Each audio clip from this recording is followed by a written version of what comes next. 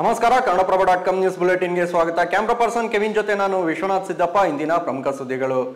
ವಿಶ್ವವಿಖ್ಯಾತ ಮೈಸೂರು ದಸರಾ ಉದ್ಘಾಟನಾ ಕಾರ್ಯಕ್ರಮಕ್ಕೆ ಬೂಕರ್ ಪ್ರಶಸ್ತಿ ವಿಜೇತೆ ಬಾನು ಮುಷ್ತಾಕ್ ಅವರನ್ನು ಆಯ್ಕೆ ಮಾಡಿರುವುದಕ್ಕೆ ಬಿಜೆಪಿ ಮತ್ತು ಜೆಡಿಎಸ್ ತೀವ್ರ ವಿರೋಧ ವ್ಯಕ್ತಪಡಿಸಿವೆ. ಇದರ ಮಧ್ಯೆ ಸೆಪ್ಟೆಂಬರ್ 22ರಂದು ನಡೆಯಲಿರುವ ದಸರಾ ಉದ್ಘಾಟನಾ ಕಾರ್ಯಕ್ರಮಕ್ಕೆ ಬಾನು ಮುಷ್ತಾಕ್ ಅವರಿಗೆ ಮೈಸೂರು ಜಿಲ್ಲಾಡಳಿತ ಅಧಿಕೃತ ಆಹ್ವಾನ ನೀಡಿದೆ.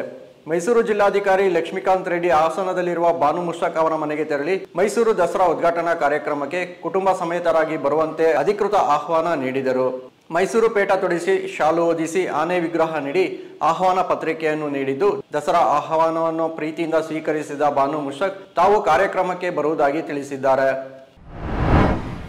ದಾವಣಗೆರೆಯ ಎಸ್ಪಿ ಉಮಾಪ್ರಶಾಂತ್ ವಿರುದ್ಧ ಕೀಳು ಪದ ಬಳಸಿದ್ದ ಹರಿಹರ ಬಿಜೆಪಿ ಶಾಸಕ ಬಿಪಿ ಹರೀಶ್ ವಿರುದ್ಧ ಎಫ್ಐಆರ್ ದಾಖಲಾಗಿದೆ. ಬಿಪಿ ಹರೀಶ್ ವಿರುದ್ಧ ಸ್ವತಃ ಜಿಲ್ಲಾ ಪೊಲೀಸ್ ವರಿಷ್ಠಾಧಿಕಾರಿ ಉಮಾಪ್ರಶಾಂತ್ ಅವರು ದಾವಣಗೆರೆಯ ಕೆಟಿಜೆ ನಗರ ಪೊಲೀಸ್ ಠಾಣೆಗೆ ದೂರು ನೀಡಿದ್ದಾರೆ. ಸುದ್ದಿಗೋಷ್ಠಿಯಲ್ಲಿ ಮಾತನಾಡುವ ವೇಳೆ ನಾಲಿಗೆ ಹರಿಬಿಟ್ಟಿದ್ದ ಬಿಪಿ ಹರೀಶ್ ಉಮಾಪ್ರಶಾಂತ್ ಅವರನ್ನು ನಾಯಿಗೆ ಹೋಲಿಸಿದ್ದರು. ಶಾಮನೂರು ಫ್ಯಾಮಿಲಿಗೆ ಪೊಮೇರಿಯನ್ ನಾಯಿ ತರ ವರ್ತನೆ ಮಾಡುತ್ತಾರೆ ಎಂದು ಹೇಳಿದರು. ಉಮಾಪ್ರಶಾಂತ್ ಕಾರ್ಯವೈಖರಿ ಕುರಿತು ಅಸಮಾಧಾನ ವ್ಯಕ್ತಪಡಿಸುವ ಭರದಲ್ಲಿ ಹರೀಶ್ ಈ ಹೇಳಿಕೆ ನೀಡಿದರು. ಭೀಮಾ ತೀರದಲ್ಲಿ ಮತ್ತೆ ನೆತ್ತರು ಹರಿದಿದೆ. ನಿಂಬರ್ಗಿ ಗ್ರಾಮ ಪಂಚಾಯಿತಿ ಅಧ್ಯಕ್ಷ ಭೀಮನಗೌಡ ಬಿರಾದ ಅವರ ಮೇಲೆ ಗುಂಡು ಹಾರಿಸಿ ತಲ್ವಾರ್ನಿಂದ ಕೊಚ್ಚಿ ಬರ್ಬರವಾಗಿ ಹತ್ಯೆ ಮಾಡಲಾಗಿದೆ.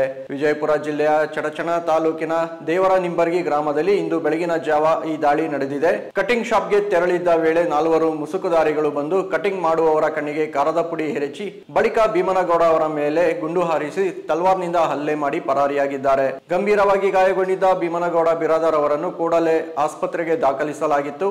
ಆದರೆ ಚಿಕಿತ್ಸೆ ಫಲಕಾರಿಯಾಗದೆ ಮೃತಪಟ್ಟಿದ್ದಾರೆ. ಹಳೆ ವೈಷಮ್ಯದ ಹಿನ್ನೆಲೆಯಲ್ಲಿ ಹತ್ಯೆ ನಡೆದಿದೆ ಎಂದು ಶಂಕಿಸಲಾಗಿದೆ.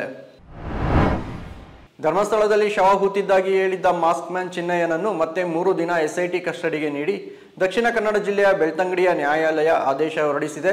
ಸೆಪ್ಟೆಂಬರ್ 6ರಂದು ಚಿನ್ನಯ್ಯನನ್ನು ಮತ್ತೆ ಹಾಜರುಪಡಿಸಲು ಅಧಿಕಾರಿಗಳಿಗೆ ಕೋರ್ಟ್ ಸೂಚನೆ ನೀಡಿದೆ. ಮತ್ತೊಂದೆಡೆ ಸೌಜನ್ಯ ಪ್ರಕರಣಕ್ಕೂ ಎಸ್ಐಟಿ ಅಧಿಕಾರಿಗಳು ಎಂಟ್ರಿ ಕೊಟ್ಟಿದ್ದಾರೆ. ಪ್ರಕರಣದ ಆರೋಪ ಹೊತ್ತಿರುವ ಉದಯ್ ಜೈನ್ ಸೇರಿ ಮಲ್ಲಿಕ್ ಜೈನ್, ಧೀರಜ್ ಕೆಲ್ಲಾಗೆ ವಿಚಾರಣೆಗೆ ಹಾಜರಾಗುವಂತೆ ಎಸ್ಐಟಿ ಅಧಿಕಾರಿಗಳು ಸೂಚಿಸಿದ್ದರು. ಇಂದು ವಿಚಾರಣೆಗೆ ಹಾಜರಾಗುವ ಮುನ್ನ ಮಾಧ್ಯಮದವರ ಜೊತೆ ಮಾತನಾಡಿದ್ದ ಉದಯ್ ಜೈನ್, ಸೌಜನ್ಯ ಕೊಲೆ ಪ್ರಕರಣದ ಎಫ್ಐಆರ್ ನಲ್ಲಿ ನಮ್ಮ ಹೆಸರು ಇರಲಿಲ್ಲ. ಆದರೂ ನಮ್ಮನ್ನು ಆರೋಪಿಯನ್ನಾಗಿಸುವ ಷಡ್ಯಂತ್ರ ನಡೆದಿತ್ತು. ಸಿಬಿಐ ಮತ್ತು ಸಿಐಡಿ ಅಧಿಕಾರಿಗಳು ನಮ್ಮನ್ನು ವಿಚಾರಣೆಗೆ ಒಳಪಡಿಸಿದ್ದರು. ಆ ಪ್ರಕರಣದಲ್ಲಿ ನಮ್ಮ ಪಾತ್ರ ಇಲ್ಲ ಎಂದು ಸಾಬೀತಾಗಿತ್ತು. ಈಗ ಎಸ್ಐಟಿಯವರು ಯಾವ ಪ್ರಕರಣ ಸಂಬಂಧ ವಿಚಾರಣೆಗೆ ಕರೆದಿದ್ದಾರೆ ಎಂದು ಗೊತ್ತಿಲ್ಲ ಎಂದು ಹೇಳಿದರು. ಆರ್ಎಂಸಿ ಯಾರ್ಡ್ ಮಹಿಳೆ ಅತ್ಯಾಚಾರ ಆರೋಪ ಪ್ರಕರಣದಲ್ಲಿ ರಾಜರಾಜೇಶ್ವರಿ ನಗರದ ಬಿಜೆಪಿ ಶಾಸಕ ಮುನಿರತ್ನಗೆ ಕ್ಲೀನ್ ಚೀಟ್ ಸಿಕ್ಕಿದೆ. ಮುನಿರತ್ನ ವಿರುದ್ಧ ದಾಖಲಾಗಿದ್ದ 2ನೇ ಅತ್ಯಾಚಾರ ಪ್ರಕರಣದಲ್ಲಿ ಆರೋಪ ಸಾಬೀತಾಗಿಲ್ಲ ಎಂದು ಎಸ್ಐಟಿ ಜನಪ್ರತಿನಿಧಿಗಳ ವಿಶೇಷ ಕೋರ್ಟ್ಗೆ ಬಿ ರಿಪೋರ್ಟ್ ಸಲ್ಲಿಸಿದೆ.